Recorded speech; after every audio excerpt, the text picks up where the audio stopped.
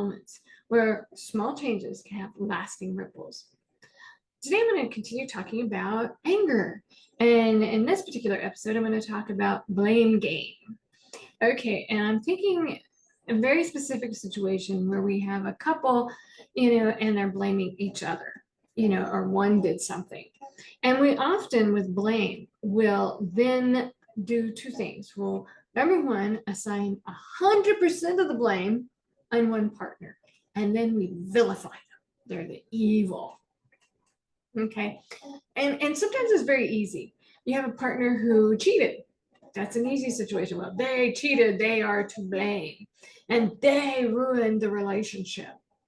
Or you have a partner who has a substance abuse issue. They kept using, they didn't stop, it's their fault. Or you have a partner who is very verbally abusive, or physically or sexually abusive. Any of these abusives, they did that to me. They ruined the relationship. They're 100% to blame. Okay. This is tricky. It's usually more complicated than this black and white, and I'm picking some very clear situations. You have a couple. One of them cheated. Let's do cheating. I was recently listened to a mental health provider. Oh my gosh, I wanted to cringe. In fact, I did cringe. Thank goodness we weren't on camera, she could see me. But I cringed big time because she said her premise was this betrayal, anger, or betrayal trauma, or something about being betrayed, and you should be angry. You have, like hi.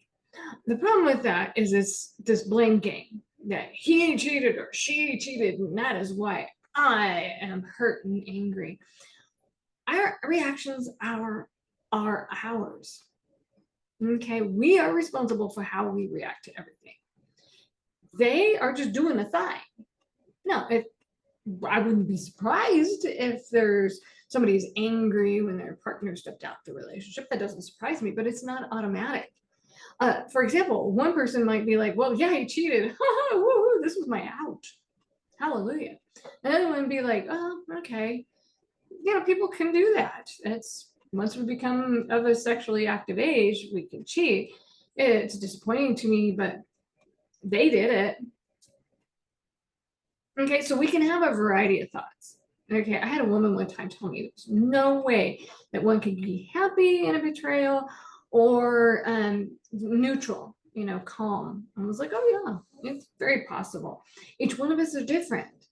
Now, would we be surprised if when a cheating partner and the other one was angry or hurt? No, I wouldn't be surprised, but it doesn't follow automatically. Now, let's say that the partner cheats and then this other one is screaming and yelling and calls them names, throws all their stuff out in their front yard, calls every person they can think of and calls them all sorts of names and just awful and just woof, police are called, hee. Okay, so is this the cheating partner? I keep saying he, I apologize, she, they, the cheating partner, are they to blame for the person who's throwing a fit and ended up in the police called? No. The person who got the police called on them for throwing a fit and screaming and yelling, that's their reaction. They are responsible for their own reaction. So why is that useful and helpful? When we understand it is our reaction. Somebody does something in a relationship that we dislike, especially like things like abuse or cheating or neglecting us because of substances or other addictions.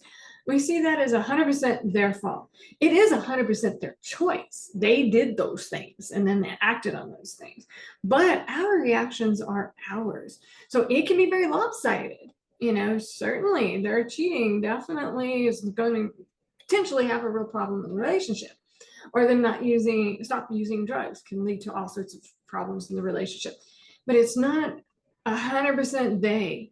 And then the problem is like in the example, woman who threw a fit and then the police were called on her and she called everybody and their brothers like, oh my God, he cheated. Well, then she vilified him. She turned him into this monster, this icky thing just needs to be torn down and destroyed. The problem is And I looked this up because after I watched that presentation, I was like, well, how many couples break up after betrayal?